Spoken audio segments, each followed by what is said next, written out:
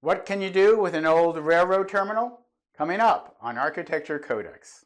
Architecture Codex. If you want to see more, subscribe.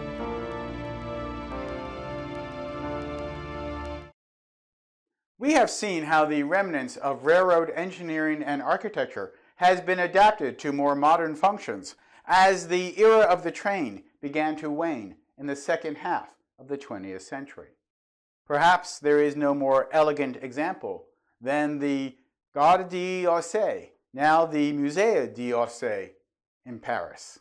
It was built in 1900 and designed by Victor Laloux, Lucien Magnier, and Émile Bernard. This was the same year that Paris hosted the Olympics and an international exposition. It was one of the many train stations serving the city of Paris, each serving a rather specific region of France. Gae d'Orsay was primarily for the Paris-Orléans route. Part of the building was a luxury hotel. The building preceded only by a few years New York's Penn Station and Grand Central Terminal, Architecture Codex videos number 29 and 21, respectively.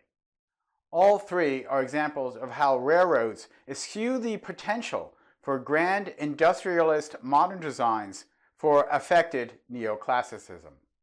Paris is the home to the Beaux-Arts School, so it is not surprising the station is Beaux-Arts style.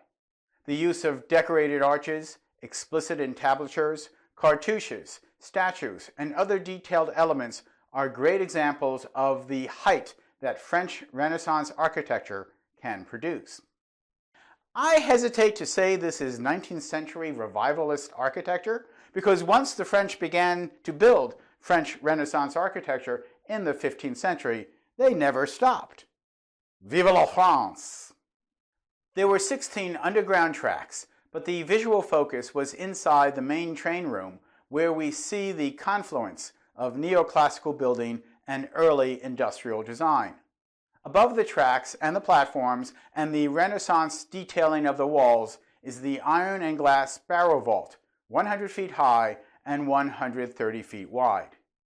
This is the kind of design that makes steampunk so popular. Everything is mechanically driven, with gears and shafts and rotating armatures using that new form of energy called electricity, which was replacing steam power, which had replaced human and draft animal power. There was not a microchip or even transistor-driven device in the entire building. These were the glory days of the railroad.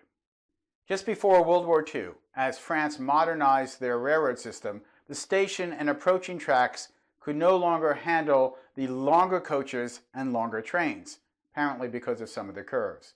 So it was regulated to a minor commuter rail and mail station. In the 1950s, the terminal was finally terminated. The hotel attached to it finally closed in 1973. C'est la vie. The station appeared in the 1962 movie The Trial by Orson Welles, based on a Kafka novella and starring Anthony Perkins. Just a warning, when you combine Orson Welles, Franz Kafka, and Anthony Perkins, you get one weird movie. So I don't recommend it to you if you're only interested in the traditional architecture. D'Orsay was already closed when I traveled around Europe on my Eurail pass during my Christmas break in December 1979 and January 1980. But the beauty of many of the railroad terminals like Gae d'Orsay were suitably grand and made train travel seem even more romantic. The train station was defunct for about 25 years when in 1973 someone had the idea of converting it to a museum. So this being France, the first thing they did was create a bureaucracy, the Interministerial Council, in 1977. A competition was held the next year, and the ACT team of Pierre Colbec, Renard Baudin, and Jean-Paul Philippon was selected to design the museum, with Italian designer Gae Aulenti doing much of the museum interior displays. The conversion of salons around the main terminal followed traditional museum conversions. Fun and clever things were done, such as putting cafes in the towers, where you can sit behind the big transparent clocks. In the main space, galleries were divided by rising cascading walls not much higher than 20 feet, that follow the direction of the terminal.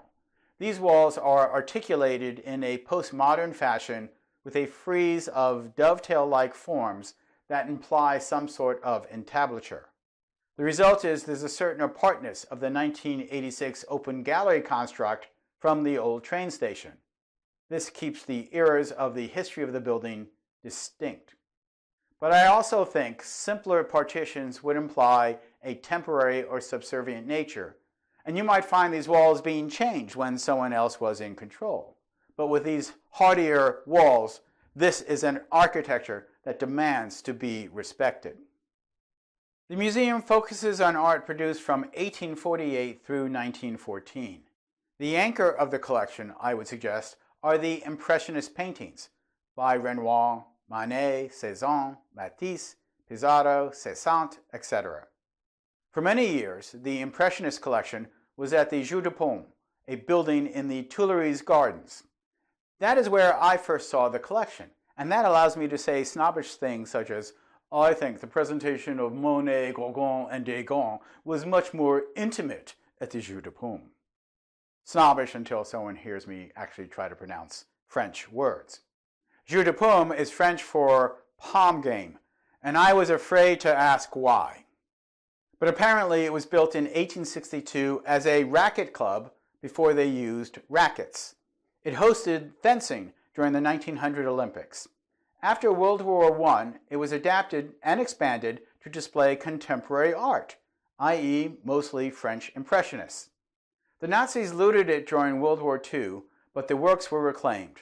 The museum and the art were restored in 1947, and it displayed the collection until 1986. Currently, it hosts modern and postmodern photography and media exhibitions. Back to the Muséum d'Orsay. I think the conversion from train terminal to museum works well here because the changes were deferential but not bland, and the collection is world class. Add some café and croissant, and you have a delightful afternoon excursion. But you don't need me to tell you how popular the conversion is. The Muséum d'Orsay makes just about everybody's list of top 10 things to do when you are in Paris. And with 3 million people a year visiting it, it is the 6th most visited site in all of France, about the same as Mont Saint-Michel. It is behind the Eiffel Tower and Versailles, and at number 3, the Louvre Museum, which gets about 9 million people visiting it every year. Number 2 is Notre-Dame de Paris, the Cathedral of Paris, which gets about 14 million people visiting it every year. But the number 1 attraction in all of France, with 16 million people visiting it every year, is Disneyland Paris. Sacre bleu!